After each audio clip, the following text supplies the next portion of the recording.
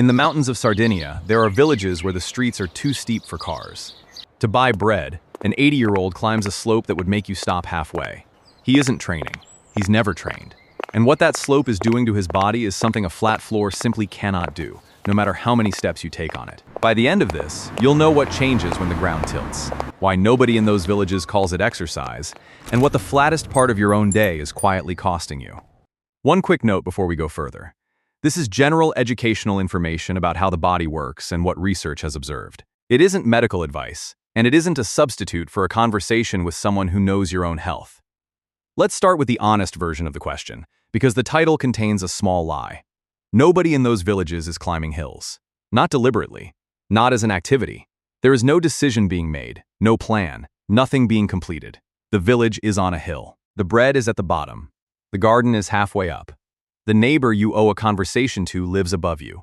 So the hill happens, 4 or 5 times a day, for 80 years, and nobody has ever once thought of it as a thing they do. That distinction is the entire video.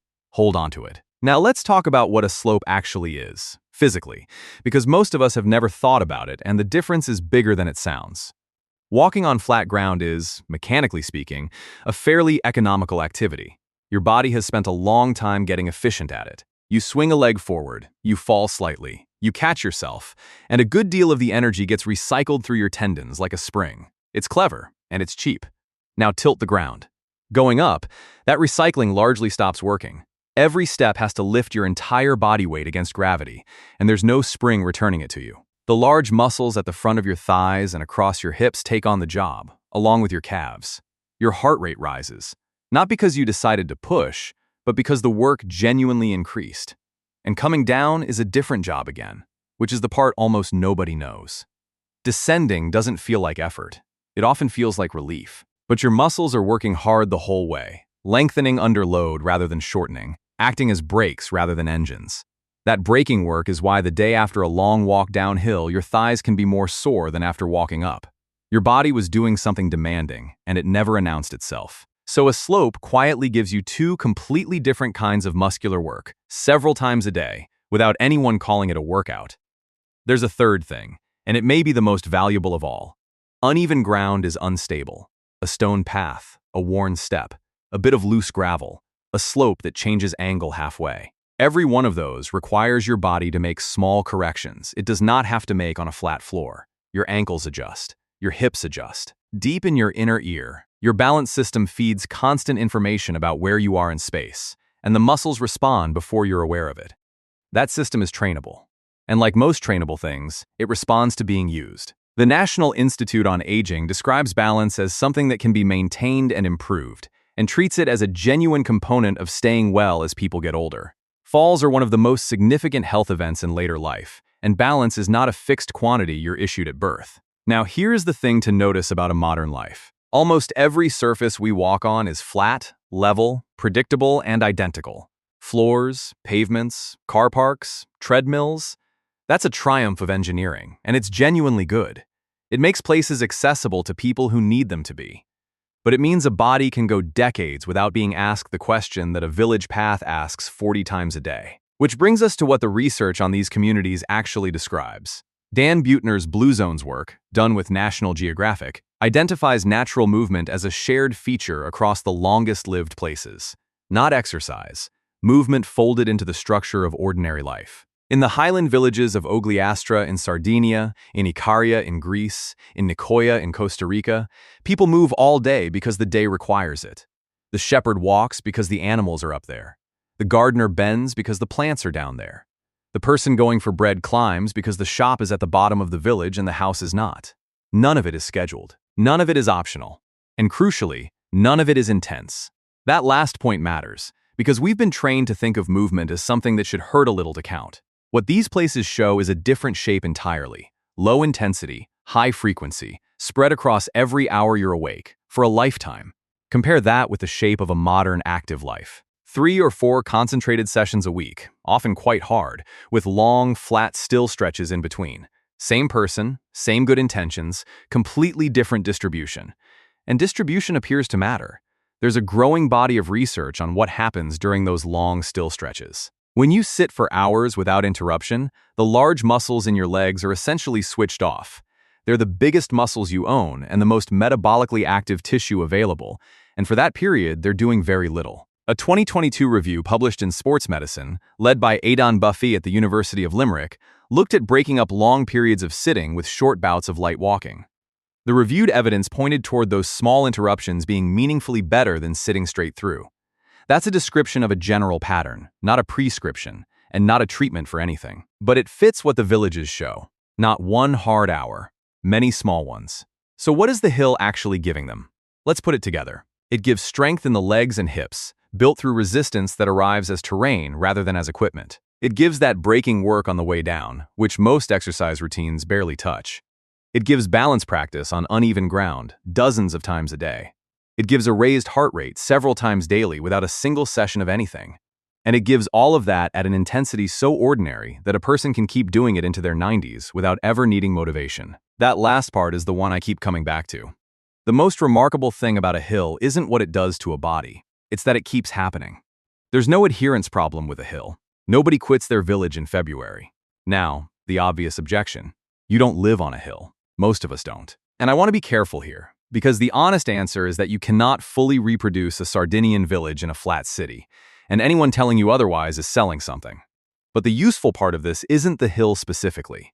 It's what the hill represents. Movement that is structural rather than scheduled, spread rather than concentrated, and demanding in small ways rather than large ones. So what does the evidence point toward? Not a plan. 3 ordinary shifts. The first is to stop treating flat and level as neutral. Stairs instead of the lift is the obvious one. And it's obvious because it works. It's the only reliable slope most buildings contain. A route home that goes over the bridge rather than around it. A park path rather than the paved loop. Grass, gravel, a bit of uneven ground. None of that is exercise. All of it asks your body a question the flat floor doesn't. The second is to break up the still stretches rather than trying to redeem them afterwards. Standing up to take a call. Walking to a further tap for water. Going to the person rather than messaging them. The point isn't the distance, it's the interruption. The third is to stop needing it to count. If movement only registers when it's tracked, changed into, or completed, then most of the movement available to you in an ordinary day is invisible. In the villages, none of it counts. That's exactly why there's so much of it. None of this is a prescription, and none of it is a guarantee. It's what the pattern looks like when researchers describe it. Now, a careful and important distinction, because movement is a topic where general advice can genuinely be wrong for an individual. Everything so far describes the ordinary version. Stairs feeling like more work than they used to. Being out of breath at the top and fine a minute later. Legs that ache the day after a long descent. That's normal, explainable, and mostly a description of a body that's been on flat ground for a while. But some things deserve a different response, and I want to name them plainly. Chest pain, chest pressure, or unusual breathlessness that comes on with exertion and eases when you stop. Dizziness or feeling faint when you climb or stand. Pain in the calves that arrives reliably when you walk and settles when you rest. A new or worsening problem with balance, or a fall you can't explain. Joint pain that's getting worse rather than settling. Or a level of breathlessness that's clearly changed from what's normal for you. None of those are things to walk through or push past. Those are worth taking to your doctor, and several of them warrant a prompt appointment rather than waiting to see. Some have specific, identifiable, treatable causes, and effort is exactly the wrong response to them. And if you have any existing condition affecting your heart, lungs, joints, or balance, or you take medication that affects blood pressure, the sensible sequence is a conversation with your own doctor before changing what you ask of your body. That isn't a formality. It's the whole reason a video can't do this part.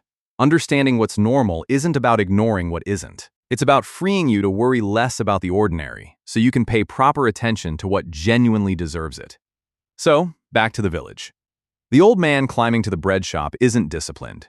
He has never set a goal, never tracked anything, and would find the question strange. He isn't fighting a sedentary environment, because he doesn't have one. The hill is simply where he lives, and it has been asking his legs, his balance, and his heart a small question every day for 80 years. We built ourselves a world that stopped asking. And then, noticing something was missing, we invented a separate hour to ask it deliberately, changed our clothes for it, and felt guilty when we skipped it. The hour is fine. It genuinely helps. But it was never the interesting part of this story. The interesting part is that a body seems to do well when movement is small, frequent, varied, and unremarkable. When the ground isn't flat. When getting somewhere costs something. When you never once decide to move, because the day has already decided for you. You don't need a mountain. You need a day with some texture in it. And as always, this has been general information about what research has observed, not medical advice about you. Talk with your own doctor or a qualified professional about your personal situation and before making any changes to what you ask of your body, particularly if you have any condition affecting your heart, lungs, joints, or balance. They know your whole picture, and a video never can. One last thing before you go. If someone came to mind while you were watching, a friend who also feels vaguely behind on exercise and quietly bad about it, send this to them. Not as advice, and not because you think anything is wrong with them, just as a way of saying, maybe neither of us is failing at this. Then come back and tell me in the comments how it landed. I do read them. And the next time you're standing in front of a lift with the stairs right beside it, remember that somewhere there's a man in his 80s climbing a street too steep for a car, on his way to buy bread, thinking about absolutely nothing.